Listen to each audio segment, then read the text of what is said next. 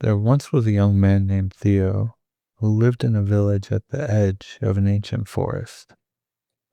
In Theo's village, everyone knew that wizards carried wands. Some wands were made of polished silver, some were carved from twisted oak, some were tipped with crystals that sparkled in the morning light. When the wizards walked through the village, people stopped to watch. With a flick of the wrist, they could light lanterns, mend broken wheels, call rain to thirsty gardens, and send sparks dancing across the sky. Theo watched them often, but Theo had no wand, and because he had no wand, he believed he had no magic. So instead of studying spells in a tall tower or walking through town with silver sparks trailing behind him, Theo worked in the kitchen of a small forest inn. Every morning he chopped roots, mushrooms, onions, carrots, and wild herbs gathered from the woods.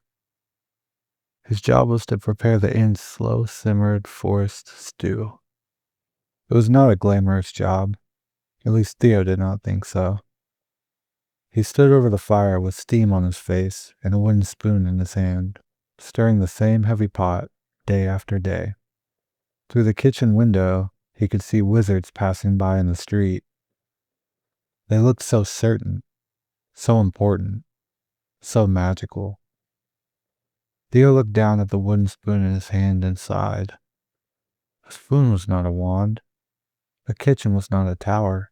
A stew pot was not a spell book. At least that was what he believed. The forest stew could not be rushed. It needed a low flame. It needed time. It needed the roots to soften, the herbs to open, and the separate flavors to slowly find one another. But Theo hated waiting. He wanted his life to change quickly. He wanted proof that he mattered. He wanted magic that flashed and sparkled where everyone could see it. So he often turned the fire too high. He stirred too hard. He checked the pot too often. The old cook at the inn would sometimes tell him, "Forced stew does not become itself by being forced." But Theo rarely listened. Day after day, his frustration grew. If I had a wand, he thought, I would be important. If I had a wand, people would see me. If I had a wand, I would not be stuck here. As he stirred the stew, he imagined himself somewhere else. He imagined standing before a crowd, lifting a wand into the air, and filling the sky with light. But each time he looked down, all he saw was steam, vegetables, and a wooden spoon. One rainy evening, the inn filled with tired travelers. Their cloaks were soaked, their boots were muddy, their faces were cold and hungry from the long road through the forest. Theo was already in a bad mood. Earlier that day, he had watched 3 young wizards pass by the kitchen window, laughing together, their wands tucked proudly into their belts. Now he stood alone by the fire, stirring the forest stew. He turned the flame too high. He stirred angrily. He muttered under his breath. The stew began to stick to the bottom of the pot.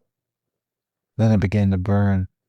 A sharp, smoky smell filled the kitchen. Theo's stomach dropped. He had ruined it. His travelers were waiting.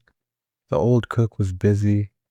And he had failed at the one ordinary thing he was supposed to be able to do. Overwhelmed and ashamed, Theo slammed the wooden spoon against the side of the pot. I can't do anything right, he said. The kitchen went still. Then slowly, the wooden spoon began to glow. Not brightly at first, just a soft golden glow, like morning sunlight slipping through leaves. Theo froze. The burned smell faded. The smoke curled upward and became fragrant steam. The mushrooms softened. The herbs opened. The broth deepened into a warm forest gold color. Theo stared at the spoon in disbelief. For a moment, he thought it had to be an accident. Then he stirred once more. The spoon glowed again. The stew shimmered gently beneath his hand. Just then, the old cook stepped into the kitchen. She looked at the glowing spoon. Then she looked at Theo. Theo swallowed. "But I don't have a wand," he said. The old cook smiled. "Who told you magic only comes through wands?" Theo looked down at the wooden spoon. "But this is just a spoon." "Only if you do not know how to see it," said the old cook. She stepped closer to the pot and breathed in the warm, fragrant steam. "Some magic flashes," she said, "and some magic warms." Theo listened. "Some magic impresses a crowd," she continued, "and some magic feeds the weary. Some magic moves through wands, and some magic moves through hands that learn patience." Theo looked into the stew. For the first time, he did not see something ordinary. He saw transformation. Roots had softened. Bitter herbs had become fragrant. Separate ingredients had become one nourishing thing. And somehow, he had been part of it all along. That night, the travelers ate the forest stew in silence at first. Then their shoulders began to lower. Their hands warmed around their bowls. One traveler smiled for the first time since arriving. Another closed her eyes and whispered, "This stew tastes like coming home after a hard day." Theo stood in the kitchen doorway, still holding the wooden spoon. He did not know what to say. After that night, Theo began to treat the kitchen differently. He did not become perfect. He still grew impatient sometimes. He still glanced out the window when wizards passed by. And some days he still wished his magic looked brighter. But he began to listen to the stew. He lowered the flame. He stirred gently. He noticed how time changed the broth. He noticed how mushrooms needed time. He noticed how the wooden spoon felt warm in his hand. Little by little, the spoon glowed more often.